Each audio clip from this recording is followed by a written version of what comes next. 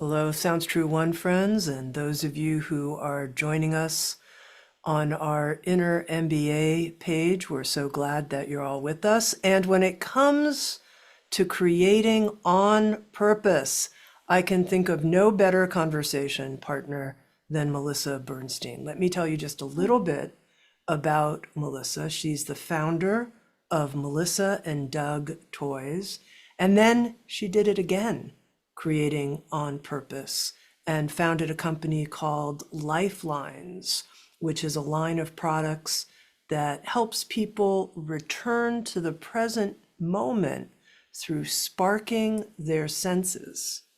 With our Inner MBA online immersion program, Melissa has emerged as our entrepreneur in residence. And I say that because we originally invited Melissa to participate in one of our CEO dialogues.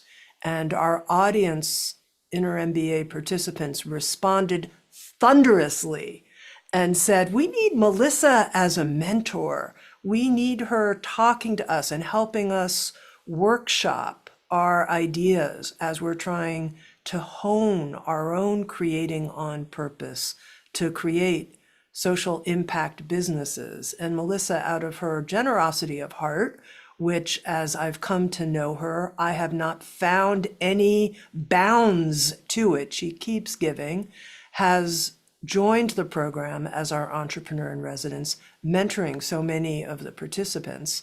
And from that work, interacting with Inner MBA students, Melissa birthed a book project with Sounds True.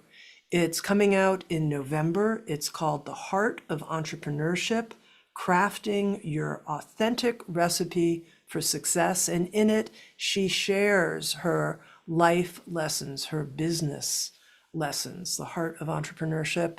Melissa, welcome. Being part of the Inner MBA has been honestly perhaps the most meaningful activity of my life. So thank you for that first conversation that led to this evolving.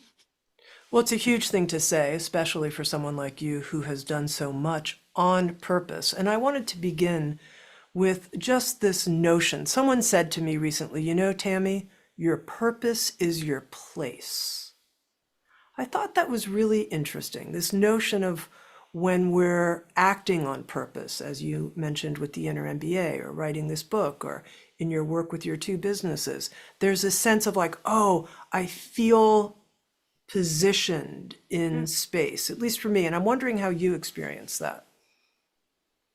Yeah, I'm a big proponent of flow state, which was coined by one of my favorite writers, Mihai Csikszentmihalyi.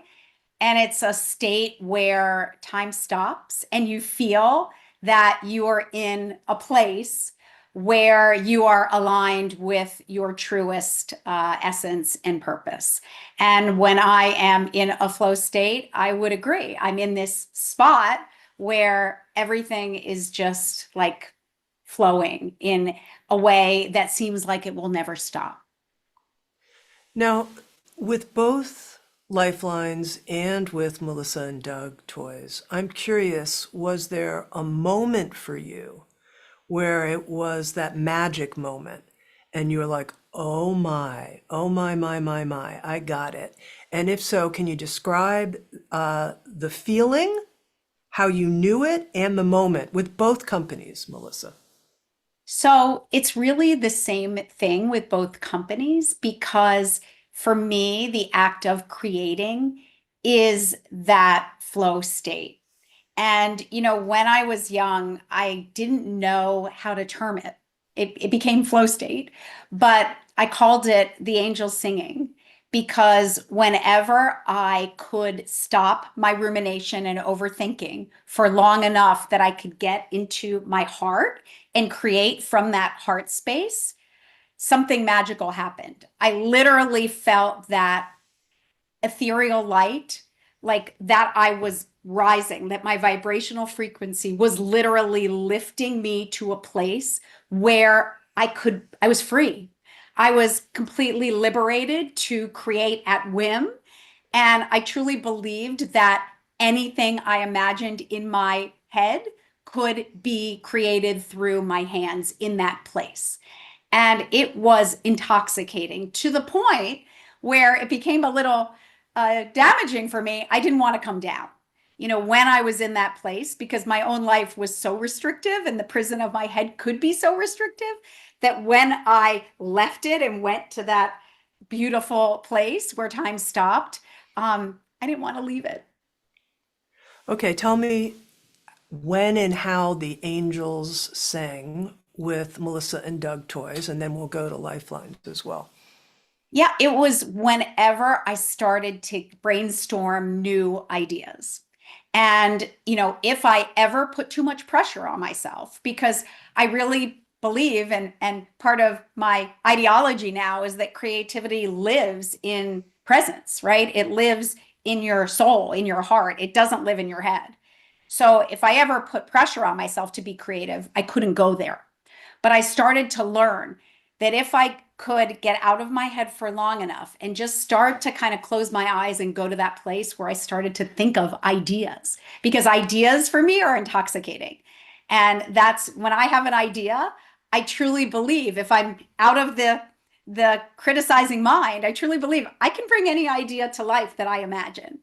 And when I start to go to that place and I start to ideate, let's think of some new ideas for either Melissa and Doug or Lifelines, I start to feel it. I suddenly start, I'll write one idea down, and then I'll be like, ooh, no, no, no, not that, this. And I'll start to feel my vibrational frequency start to lift, and I'll start to go to that place, and then I'm rolling. And once I start rolling, in whatever category, it happened in writing the book. It happens in creating frameworks. It happens when I'm talking with an entrepreneur and I suddenly see what their path more clearly than they do, and trying to communicate it to them. It's that same feeling that happens in no matter whatever creative pursuit I'm in.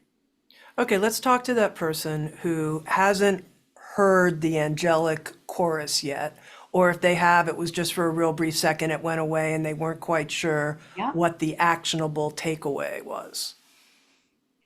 It's a great question. The reason most people never hear it their entire lives, and this is why they can't be creative either, because creativity lives in here and here, your imagination, but not in the rigid part of your brain, not in your amygdala hijack when you feel anxiety and stress. So those who believe they're not creative, those who haven't found a purpose, it's all the same thing. And that's what I realized. That was my epiphany. I used to believe that only a few of us were able to be creative, that it was some like magic and gift from the gods that got bestowed on just a handful of select people.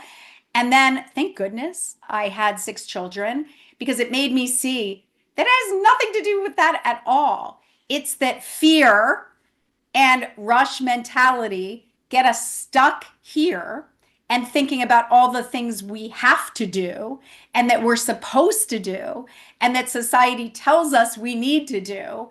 And we can't detach from it long enough to get to a place where we can even discover that thing that makes our heart sing. So it isn't until you are able to untether from that mind, that rigid mind, that unhealthy ego that looks extrinsically, that you can even get to a place where you can begin to be on purpose and think creatively. Now, you mentioned having 6 children, and that helped you in some way realize that all of us have access to this kind of, can you share more about that?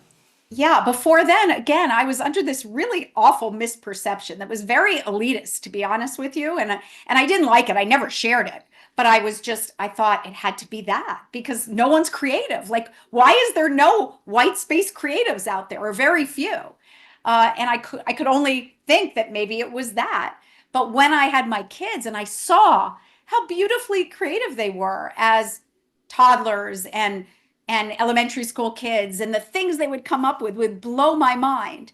And then I started to see it. It was this loss of childhood that was entirely societal and based on the pressure to perform and the pressure to professionalize their passions so early that led to structured adult adult guided performance. And I started to see all that creativity slip away to the point by the time they got in high school, like they weren't, none of them was creative at all. They were literally like little professionalized soldiers sort of marching to this like elite college degree and career. And it started happening earlier and earlier and earlier. And it made me see that, oh my goodness, this is not about, this is societal. This isn't about someone's innate gifts when they're born. We all have that capacity. It's just we've allowed, sadly, society to block our path from realizing our purpose, potential, and maximizing our creativity. Now, when I was asking you about Melissa and Doug Toys and then Lifelines, I was actually driving towards the quote unquote origin story, if you Oh, will, of both of those big ideas. With Melissa and Doug Toys about open-ended, imaginative play for children, and how that was really sort of the seed, the critical seed set of instructions for a toy company that kept you on track, guided. You could hone to that open-ended, imaginative, creative play. And then with Lifelines, sensory immersion, the sparking our senses. And now, to me, and the reason I'm focusing on this is yeah. both of these company mission statements, purposes, are so clear. They're so compelling and they meet the market. Now, just bear with me here for a moment. In my own story, in the story of Sounds True, I was completely lost as a 21-year-old, praying to be given a purpose, not having one. And for me, this epiphany moment came really through grace. It came through meeting someone who said to me, Tami, you know what you want to do. And I was like, what? Me and myself know what we want to do? No, we don't. But I walked out of his office and he said to me, come back in 3 days and we'll talk about it. And then, to use your language, something did happen. And I heard the angels sing, meaning I suddenly felt like I was in a completely different atmosphere. And I heard the words, disseminate spiritual wisdom. And that became the billboard and the guide for the creation of Sounds True almost 40 years ago. But it came not as, in your new book, you talk about a recipe. Like this was not a recipe. This was, for me in my own life, a miraculous gift. It came, I think, because of the intensity that I earnestly and sincerely wanted to give my gifts and wanted to be on purpose. That's how I see it. And the universe said, okay, we hear you, here you go. So I want to hear of the origin moment, if you will, for both of your businesses. And then we'll talk more about what other people can take away from this. I love that. Mine weren't nearly as glorifying as yours, and I think yours, honestly, you're one in a million. I've never really heard that. I think mine were much more humble and really following my curiosity. And I think, having grown up, both Doug and I, in an age when childhood was only open ended, our parents didn't want us around. They shoot us out of the house, and we led these very free range childhood lives. We were driving one day, and honestly, we had jobs that we despised right out of college. We did not think we were going to start a company. In fact, no one started companies, as you know, like in the late 80s, and certainly not toy companies. And it was, you got a career and you basically got on that escalator of a career and you followed it to the end of your career. So we were in roles that we just despised, honestly. They made us feel like, flowers without sunlight and water. And we were just driving one day to kind of like detox from that corporate environment. and sort of thinking about like toys. And we said, where did it started with a question. Where did all those beautiful handcrafted toys go that were a hallmark of our childhood? Like the wooden blocks, the puzzles, those the puppets, the classic toys. And there was no reason we would ask that. Like I never had designed toys before. Doug, we weren't thinking a toy company. We just sort of asked that question and we were sharing what our favorite toys were when we were growing up. And we both shared like we loved Pat the Cat and Pat the Bunny, these books with texture, and we loved building. I loved Erector, and he loved wooden train sets.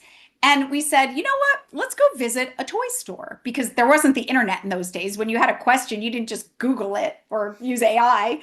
You had to do actual research. So we decided to stop at ultimately 3 toy stores and ask sort of what they had. And we were just dating. We didn't have children. We weren't like thinking, this in any way. But the more we started acting on our curiosity and finding if the answer existed, we realized, oh goodness, there's no answer to this problem. The stores we went to didn't really have any wooden toys. The ones they did have, oh my gosh, they were so dull, boring, and lackluster and expensive. And we were kind of like, this is sort of weird. If wooden classic play is the hallmark of an open-ended childhood, why have these ceased to exist? And they basically told us they're all in Europe now and they're super expensive, and Europe's where you find those toys, not here. So that gave us our original problem to solve that honestly became a 35-year problem to solve, which was, can we reinvent tired, dull, boring, lackluster categories of toys to become magical in a children's hands, even though they don't have any batteries? Or because in those days, trust me, there was Tickle Me Elmo and Cabbage Patch dolls. Like it was starting to become very much about not screens yet, but about toys that were loud, and made a lot of noise.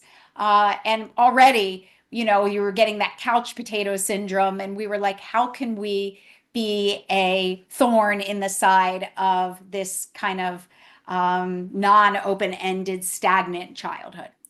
So you followed your curiosity and your questions and then sold the company for north of $1 billion. Why? I mean, something must have really possessed you to start yet another company at that point. It's nothing short of insanity to do it again. But again, I was moved by another purpose that became so great that even though everything in my body, every cell was saying, do not start another company, because it was the hardest thing Doug and I could have ever done. I mean, every day was a struggle for 35 years. And people saw the glory, right? They saw the numbers and they saw the smiles when we got all our team together. But growing a company for 35 years, it's nothing short of Herculean. It's literally Sisyphus pushing the boulder up the hill every single day, only to have it roll down at the end of each day. Like, here we go again. So I got moved again, curiosity, my own personal journey of well-being. I was following sort of ways to untether from rumination because I can get really stuck in my head. And I had this epiphany one day when I was balled up and clenched and muttering to myself. And I had tried everything. I'm not a good meditator. I've tried it for years. I've tried yoga. I've tried breath work. And I can get it, as you said earlier, to work for a minute, a second. But in terms of a really quick, tool in my practice, can't do it. So I was balled up walking on my walk because I walk incessantly. I'm like the mad walker of Westport. um, and it was this beautiful spring day. I didn't even see the weather because I was like so clenched. And this gust of breeze blew. And it was a little bit like your epiphany. It blew the hair back from my face. And instinctively, I raised my face up to the sunshine, which was so warm. And I literally went like, oh, and gave this sigh. And in that instant was my epiphany. I realized, oh my gosh, I had completely untethered from all thought, and it had been instant, it had been effortless, and it had been thoroughly enjoyable. And I was like, wait a second, why is stress relief so stressful? What is happening here after all my work that made this so simple? So I immediately started to race and research, like, what happens when the wind's blowing across? I mean, literally, really like juvenile questions, like, what is going on here? And I started to realize that our senses, which are innate in all of us, are actually the quickest and the only way to interrupt the stress response and activate a state of calm and joy. And I know we're doing it all the time, right? We're always picking our nails or playing with our hair or holding a hot mug of tea, but we're not conscious of it. So we're doing it without having it be a conscious tool in our well-being toolbox. So I started to see that my senses could be this portal to well-being. And the more I started to research the power of my senses, I knew nothing about my senses. I was middle-aged, had never engaged in sensory immersion. I started to see that delightful smells, delightful touches, delightful tastes could actually be my key to interrupting that stress response at whim. And then what I started to do, I started to say, okay, let me build my toolkit. And I started to look online for the tools that I was thinking I really wanted to have. And guess what happened, Tami? They weren't there. They weren't there. I wanted this grounding stone that I could hold, that could open up and hold my favorite scent and like fit perfectly in my hand so I could hold it when I'm doing like something like today and nobody sees. And I couldn't find it. So I started to see this entire line of sensory well-being products across all the senses. And I was like, no, Melissa, no, no, no, no, no, stop doing that. Don't go to that white space. No angels singing. You are not creating more products. And I couldn't turn it off. The more I said, you're not thinking about it, the more every day I started seeing like new ideas. And I literally had like 100 products written down on this list. And finally, I had the courage to go to Doug and say, Doug, you are not going to be happy with what I'm going to say. And therein was the genesis of Lifelines. One of the things that's interesting to me in both of these creation stories, yes, there's your curiosity. Yes, there's a gap in the current market. No one's solving this problem for people. But there's one other key thing that I want to make sure that we highlight, which is these offerings will really help people. This will really, really help. This will be a benefit. And I think that's a really important point to emphasize when it comes to being on purpose. So I'm curious what your thoughts are and how that is part of the heart operating manual that you're working with. You know, for me, and again, it's very much connected to meaning because meaning for me is service to humanity. I spent my first 20 years creating. I was a musician. I wrote verses, I crafted, but it was all really dark and nobody wanted it. Nobody wanted to see it. Nobody wanted to read it. It made people really uncomfortable. And I realized I was creating, but I found no sense of purpose. I was very, very sad and depressed, even though I was creating. But because it couldn't touch other people, it never completed the full circle. So I realized the minute I started creating toys and suddenly I saw, wait a second, all that chaos within can actually channel to creating products that people really want and not only want, but can actually bring a little bit of joy into their lives. Suddenly, I felt like I could breathe, fresh air for the very first time. I literally felt like imbued with purpose. And that in itself was so intrinsically motivating to me. It became my reason for being and the reason to get out of bed each day. So I experienced both. I experienced creating just for creating's sake and it not touching anyone. And maybe that's okay for some people. It's not okay for me. My soul needs meaning so deeply that if I'm just, because I create a lot of stuff people don't want, but whenever I do, and I'm like, oh, nobody's going to want this, it doesn't do it for me. So I think we're all different, but I am so purpose driven, and it's so critical to me that in my short time here that I leave some sort of imprint on people, even if it's a toy that can just bring a moment of joy to their life each day. It's so critical to me that my lens for that is really, really fine tuned. The other thing is my mind is very simple. I'm a very simple thinker. And I think my ideas are always very concrete. They're like simple improvements on existing things. And because of that, I don't know, it's just my simplicity. Like everything is pretty much geared toward like simple things that regular people can understand. Now, in the very beginning, I mentioned, Melissa, that when it comes to having a conversation about creating on purpose, to me, you're the ideal conversation partner. And I want to share more about why that's so. So, yes, you can create gajillions of things, as you just mentioned, including, I don't know what the numbers, you were creating 3 toys a day at Melissa and Doug Toys, so that at one point upwards of 10,000 new toy ideas, and maybe a third of them reached successful product market fit, but the ideas were endless, endless. Okay, but here's the part that really impresses me. Inner MBA students have brought to you their ideas where they feel in the flow state. They know this idea will meet an opening in the market even, and it will really benefit people, but they can't bring it out of the sky onto the ground. They can't. It's mushy.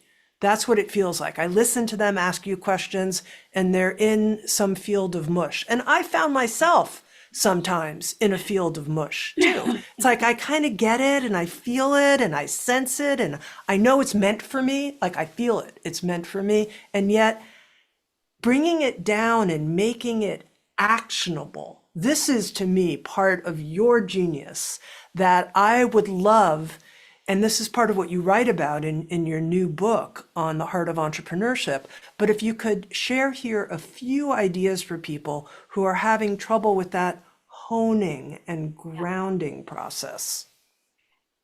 It's an amazing, amazing question. And the thing I deal with most with all my entrepreneurs, we also run an entrepreneurs accelerator at Duke University since 2013. So I've been mentoring entrepreneurs for I mentored even before that for a good 15 years. And this is the issue I deal with all the time. And there are a lot of different reasons it stays mush. But I think one of the biggest is decision paralysis. Is you have to be a good entrepreneur, you need to start with divergent thinking, which is the ability to come up with a whole range of ideas. But then where it usually goes south, I meet a lot of divergent thinkers who can come up with like a lot of wacky ideas. But then at some point, it's like, okay, enough spinning, like enough brainstorming. Now we have to converge. It's convergent thinking, which is the ability to take one of those many ideas and figure out how to bring it to fruition. And many people get tied up there. They start to say, well, I don't know which idea. They're scared to select one that it's the wrong one. And the truth is, you can never know the result of your decision before you make it.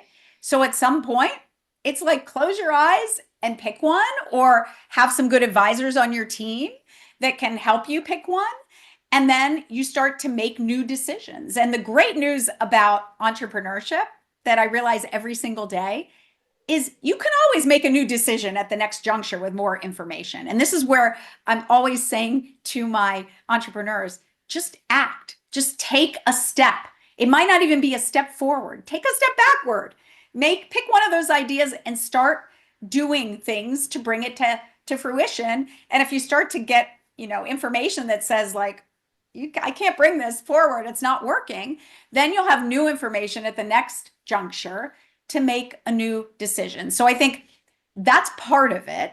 The other part of it is if your business is extrinsically driven and it's not driven from this heart space, you're not going to have the intuition necessary to really make good, like good decisions or the best decisions you can. So what happens is suddenly, let's say you're contriving a business, which so many do, just to they want to be an entrepreneur. They come up with an idea that's not necessarily a passion or a purpose. They come up with an idea, and then it's going to be really hard for them to have the, alacrity to like narrow it down if they're not experts in their field, if they don't feel real passion for it, if they haven't understood all the competition that exists. So I find that they don't have the necessary expertise in their domain or the passion for it that really gives them the capacity to make these hard decisions. And I think with the two things I've done, and other things around creativity, I become so passionate about what I'm doing that like I want to know everything there is to know about it. And I'm like a rabid dog on a hunt for information and knowledge and expertise. And what I've realized as someone who grew up very insecure, the most insecure, I didn't think I knew anything or was good at anything. But expertise became my confidence. And the more I learned about the thing I was passionate about, and the more I understood it, and I need to understand at a very first principles level, like I need to take it all apart and see all the little tiny pieces as simple as they are and say like, what is a wooden toy? When did it start to exist? What's the history of wooden toys since the beginning of time? And that's what I literally did. And by the time I'm finished with a topic, like, woo, I understand it, I believe, as well as anybody understands it. And that's when it becomes easier to make those decisions because you start to intuit from a soul place what the right answer is. Is it always the right answer? No. But your intuitions are certainly better than just putting your finger in the air and hoping a decision comes to you. Does that help at all? It does. And I want to just ask a little bit more because Sure. this journey from Mush to Bullseye is, I think, the Melissa Bernstein mentoring journey to hit the bullseye. And Yes. you're doing it now in yet a second business. And it feels to me that there's a kind of inner rigor or inner discipline that is required. So you have to sift through. I love all these ideas. I'm not. Which one should I drop? Well, I love them all. I don't know. I can't quite decide. Melissa says choose one, and there she is. She's researching everything. I know. I don't need to research everything. I kind of have an intuitive. Like I notice in me the things that make me not choose and act rigorously. And so I'm wondering what you could say about that to help people with that inner discipline. Yeah. I mean, I think it's understand the domain in which your product lives as well as anyone has ever understood it. Because the more you understand your competition, the history of it, what has existed, where it lives, who your target market is, all those things are informing that product or service you're creating. So I become, when I have an epiphany, I don't just go out and create that thing. I have a very rigid process. I research the heck out of it until there's nothing left to research. And a lot of times I'm like, darn, it's been done in the way I actually envision it at a price that's amazing. Like I can't go there. And an example at Melissa and Doug was bath toys. Everybody, our whole tenure at Melissa and Doug said, Melissa, you need to make bath toys. It's in your target age and, bath toys would be amazing. And I was like, yeah, no kidding. Don't you think I knew that? But I researched bath toys and they were done so well, literally. And my core tenet is I don't do anything unless there's a reason to do it. that I can improve upon something that's been done.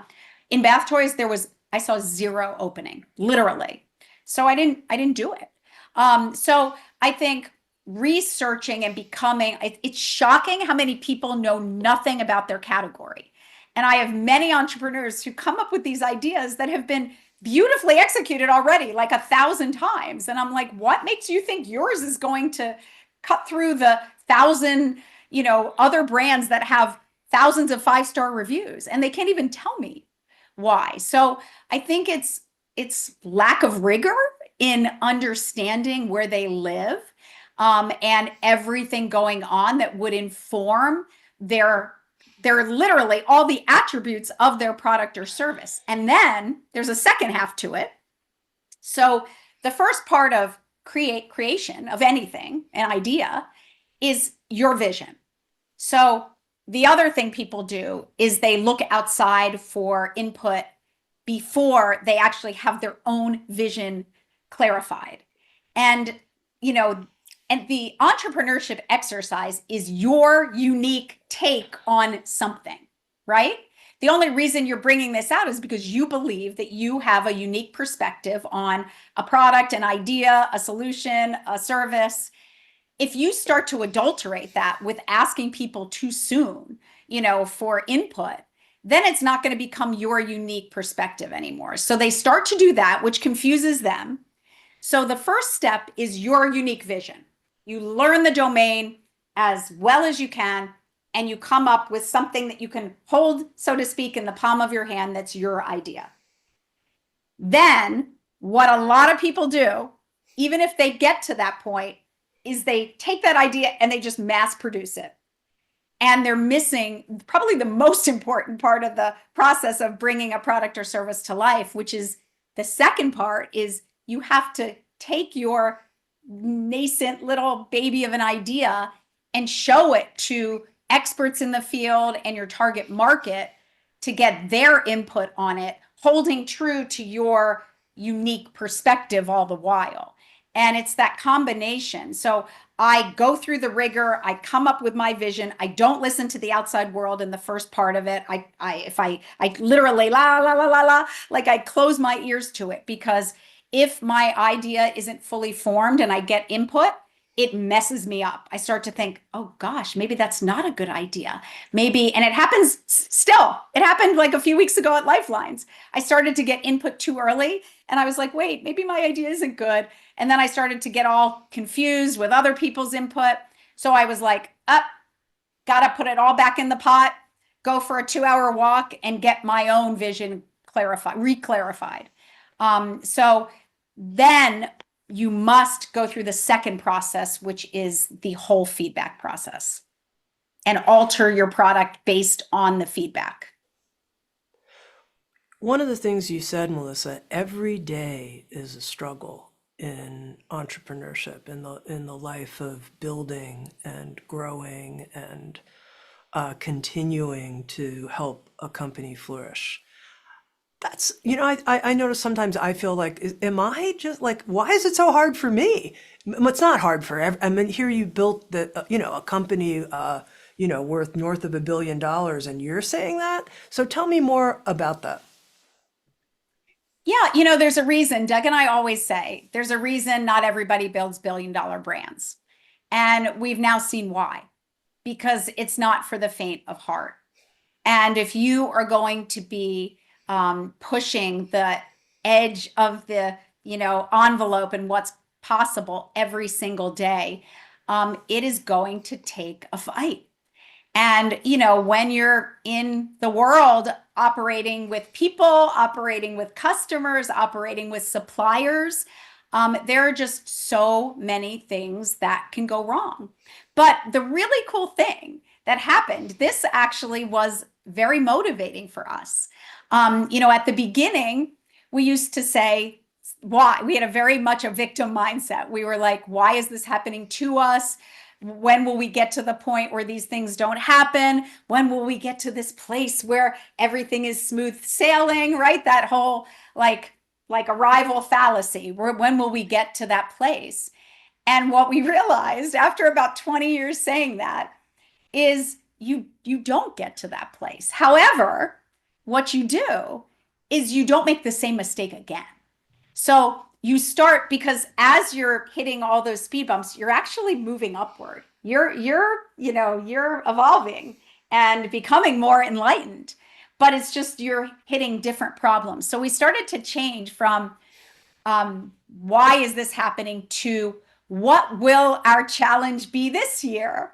And realizing that challenges are going to continue to happen, but we started to see them as separating us from everyone else. So every challenge we surmounted, we were like high-fiving each other, like, okay, not going to let that one happen again. And it sort of further separated us. And the truth was, after about 20 years of just heads bent 24/7 fighting through these challenges, we took a quick breath and looked up, and we were shocked by what we saw. We saw no one left. We literally, none of the companies we started with were even in existence anymore. Or if they were so far down there that we could barely see them. And now we were like looking up at Mattel and Hasbro and Lego, and we were like, wait, there are competitors now? And it was shocking to us. And then of course we were like, okay, we can only revel in this for about a minute, because now it's a new inflection point with a whole bunch of new challenges. But I think they're inevitable if you want to keep growing and evolving. If we had said, hey, we're just going to sit here at a certain level and try to kind of stay here, although I think that's impossible too, we might have faced fewer challenges, but we were like pushing. We were on the gas. Like, if we don't keep pushing, we're going to get swallowed. So we just kept growing. Melissa, you're the person who introduced me to this quote from Friedrich Nietzsche. The person who has a why can bear almost any how. And I noticed that quote's really meaningful to me as someone who has put their life force into disseminating spiritual wisdom now for almost 40 years and has borne a lot of challenges, entrepreneurial challenges, and continues to do so. I'm wondering how and why it's so powerful for you, that particular quote, what its meaning is for you. Well, that is the essence of meaning. The meaning is in the striving. And I'll share a little story that really says it to me. Whenever I think of that quote from Nietzsche, I think of the myth of Sisyphus, and we talked about it. It's this Greek god that got banished for thinking he could cheat death, and his life fate was that he had to push this boulder up a hill every single day, only to have it roll back down at the end of the day. And Albert Camus, who studied this myth and found it very intoxicating, at the end he said, I have to believe that Sisyphus was happy. And in that, he meant that he believes that in the end, actually Sisyphus found contentment and joy in the act of pushing the boulder up the hill every day, even though at the end of the day, it kept rolling back and it was going to be right where it was the next day. So I think about that every day, that I find meaning in pushing that boulder up the hill, because it's the striving to help one more person through a product, or get one more note from someone who got, a grounding stone, say, this is now my favorite tool in my well-being toolbox. And, I now have this special product that can help me on my the times I get triggered. I do it, I do it to make my small impact in this world. And, I'm a creator. And I think if I stop creating, I will, not be in a good place. So for me, I just keep fighting to channel my chaos into order and hopefully touch someone with it. This is Melissa Bernstein, our entrepreneur in residence for the Inner MBA and the author of a forthcoming book in November, The Heart of Entrepreneurship, Crafting Your Authentic Recipe for Success. And now here for my Sounds True One friends who are with us, we have a little bit of an opening in case you have a question you would like to ask Melissa. You can go ahead and raise your hand for those of you Sounds True One friends who are here. And you'll come on. Rona, I see you're here. Yay! And then Nancy. Rona. Yay! Um, Questions? Hi. Oh, thank you so much. I've never had anybody actually talk about the process. And I am an aspiring, wanting to have my own business. I've been in mental health field for over 20 years, and I want to create a program. And what I wanted to, you talked about something that I think is interesting. Um, Understanding your product from first principle. Do you mind talking a little bit about what you mean by that? I know, like, I yeah, don't. I'd like to Yes. understand that in terms of like how that would apply to me, if that's okay. Of Uh, course. yeah. So, first principles, which I only coined from Elon Musk, but it's basically distilling everything down to its most basic ingredient. Mhm. And I have this rabid need to know that even like supersedes ego. So, like, for example, in what you're doing, I would want to understand it at its basic level, right? What are people looking for? Why are they seeking this type of service? What services exist? What is good about them? What is not good about them? Do you have any unique takes on them now? How so I think for me it's sort of asking a lot of questions and bringing everything down to its most basic, just bare ingredients, so there's no mystery in it at all anymore.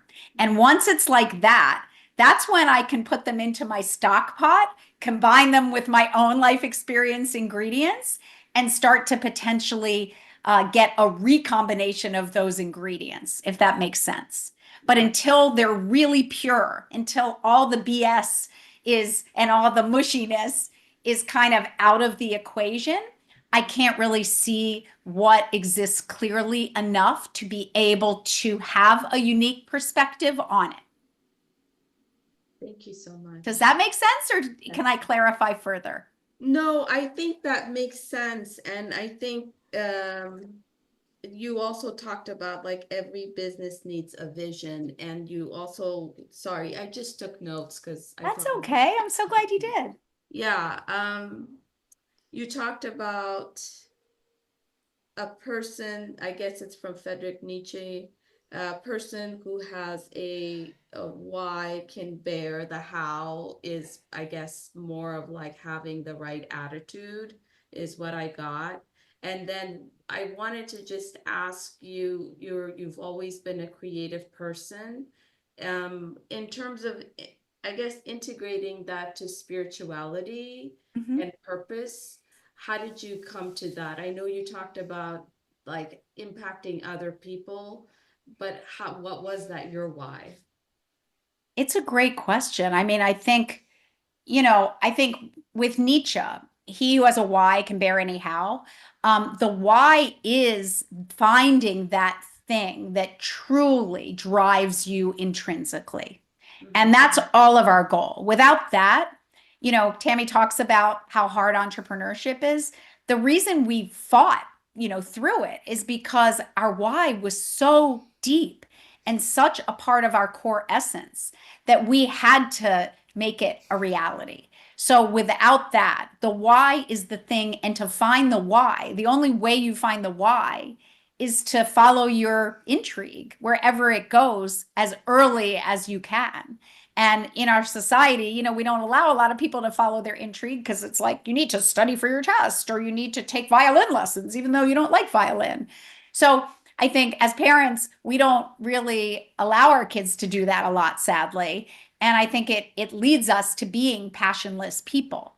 So I think, it's making sure that what you're doing is really a passion. And the only way you know that is to start diving deep into it. The more it's a passion, the more excited you'll get about it, the more you learn about it. And I know with all my areas of intrigue, the more I learn, I'm like, I start to feel my heart like palpitate. I get so excited. And I'm always, I speak out loud. I'm always like, oh my gosh. Oh my gosh. And Doug's always like, what's wrong? I'm like, nothing. I'm just reading and it's so interesting. And I can't help myself. So, that's really important to find that thing, dive into it, and you won't know your unique take on it until you know everything there is to learn about it. So if you don't have a unique take, in my humble opinion, it's because you haven't learned enough about it to gain a unique perspective on it. So keep learning more, learn about your competition, start to say, it's interesting that nobody's looking at it from this perspective. And you don't have to do anything. If you research enough, it will come to you. Almost like magic, but it's not magic. It's because you've put in the hard work. Thank you so much. I'm Okay. so glad Thanks. I joined. Thanks, Thanks, Rona. Thank you. All right, Nancy, you're up. Nancy. Let's see, you're not unmuted yet. Okay. There you go. Oh. Hi, Nancy. Hi, Melissa. Hello, Tami. I have an observation and a question. Your conversation, especially in the beginning of this conversation, when you were talking about getting out of your own way and getting out of your head and into your creativity, Tami, this resonated with me in your recent conversation with Martha Beck, and how she talked about anxiety and creativity being unable to coexist. Yep. So I that really just jumped right out at me, and I would encourage everybody who hasn't yet listened to that interview, that really is kind of dovetails a lot with what Melissa was saying. Let's Really pause on struck me. that for a moment, Nancy. Let's pause on that for a moment because we can get Melissa to comment, which is that this is the theme of Martha Beck's new book, is that if you're feeling a lot of anxiety, being actively creative, drawing something, writing something, even fixing something in your kitchen, gardening, whatever it might be, will replace that. And they can't be in your experiential moment at the same time. That was her sort of working, what she was proposing. Very profound idea. What's your experience? Well, that's sensory immersion. So that is the whole premise of Lifelines, is when you are in your senses, crafting, creating, thinking, brainstorming, anything that's joyful and delightful, you can't be anxious. It moves you into your parasympathetic nervous system and interrupts the stress response. So I agree entirely. And one of the craziest things about me is I was shockingly able to be creative, even though I lived in fight or flight my whole life. And now that I have this practice and I am using my own tools to ground myself and be more present, I am more creative than I have ever been. And usually by my age, you're supposed to have crystallized your intelligence and no longer, have that fluid intelligence. But I think because I am interrupting that stress response and coming more to the present moment, I'm able to let that creativity flow in a way that it never did before. But you think about it, right? When you're anxious, when you're in fight or flight, everything converges on one goal, which is survival. And when you're in survival mode, you're not thinking like, what's my unique take on this saber-toothed tiger coming at me? I mean, you're like, I'm gonna run. So you think about it, right? That mammalian brain, you can't be creative in times when you're in that heightened state. So for me, anything conducive to mindfulness or mindlessness is really helpful for me when it comes to creativity. And the book is very concrete. It has lots of practices about how to untether from here, and they're all my practices. I have to work really hard as a neurotic, highly neurotic person. Thank you. And Nancy, your question? Yeah. I have there's so many things that you said, Melissa, that I've been circling. I love, you can never know the result of a decision before you make it, which is, that's a great one. What I wanted to ask you to speak about a little bit more is you spoke early on about the pressure to perform and professionalize a passion messes up the creative process. And I really, I think I understand what you're saying. And I would love for you to elaborate, please, a little bit more on what you mean about that term, what you mean when you say that term professionalize. I think I know, but I'd like for you to elaborate a little more if you can. I would love that. And I spoke about this all the time at Melissa and Doug because we had a campaign to take back childhood. So, I mean, childhood is supposed to be the time when you find these passions that lead to your purpose, right? The why always happened in childhood. It was you engage in trial and error. You're not judged. You can try things that don't work out, kind of try something else. No one's evaluating you. And that was an open-ended childhood. But what started to happen, right, as we started to face more competition to get into basically elite colleges, sadly, and, play sports at a level and get a scholarship, and all these things started to happen extrinsically, societally, that made parents say, oh my goodness, I need to start building the resume for my child, right? This resume building, checklisted childhood started to happen. And started in the 1980s, actually, and just got increasingly greater and greater. And what started to happen are things that could have become a passion for kids. A parent would see their child, maybe tapping out a tune by ear on the piano. And instead of saying, ooh, let's just let the child continue to play for fun, they would say, oh my goodness, I think Susie has a talent. I actually think like she might be able to play at Carnegie Hall. And suddenly we take something that might have been just done for pure joy, autotelic, which is like done for the end in and of itself, suddenly becomes something that we're trying to, let's get her lessons. In fact, let's get her the best teacher we can lessons, and let's do recitals to prove that she's achieved something. And what the stats show is when we professionalize a passion, we take the very joy out of it. And suddenly these things that were initially done for pure joy become joyless, and our kids quit them. And there are more stories than I can care to tell of kids who were truly prolific in whatever it was, sports, music, writing. And by the time they reached high school age, they were like, this is no longer fun, I'm done. And took the thing that actually would have been their passion and just quit entirely. So, I was an advocate for obviously allowing children to be children. So that's what I mean by professionalize.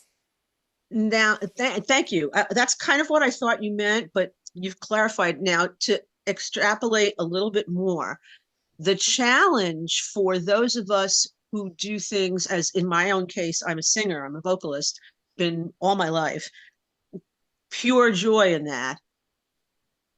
I have found that when I try to professionalize it, it does take a lot of the fun out of it. And there's a real kind of balancing act that I never seem to be able to get. So that has been relegated more to joyful hobby a little bit. But there's a lot of folks that are professional musicians or professional artists, creatives, that have somehow managed to navigate that. Yeah. And it's a real challenging thing, because when you professionalize, when you try to monetize your art, that's a thorny road sometimes. Sure is. And we could do a whole session on that because, I also was able to professionalize my ideas and found it incredibly joyful until it wasn't. So I went Yeah. both. I reached the point at Melissa and Doug by the end that it wasn't joyful anymore. So I've been through both, but there's definitely a fine line where you can make it a vocation and an avocation, and do it joyfully. But I think, professionalizing too young is not good because you're not allowing the child to choose. And I think, if we on our own volition choose to make it a profession, then I feel better about it if it doesn't end up being joyful. And as an adult, we say, I'm going to make this a hobby again and do something else for my work. Ah, okay. Where the professionalism becomes really negative is when we're disallowing the child to make that choice for themselves. Okay. So professionalizing is about more of the childhood evolutionary childhood passion being made to become professional too soon in the child's life. And in talking about purpose, it's the main source of finding your passion and your purpose is childhood. So when we deny children a childhood, we are basically denying them the best chance at finding a passion and a purpose. Ah, okay. Well, that's really helpful, and it gives me a broader understanding, even in terms of my own self and my own Yeah. situation. Thank you, Nancy. Thank you. Thanks, Thank you so Nancy. much.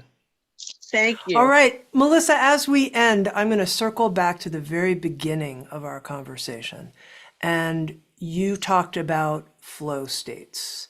And here in this conversation, you've shared a bit about how sensory immersion helps us enter a flow state. So connecting with one of our senses, whether it's taste, touch, smell, really focusing on it.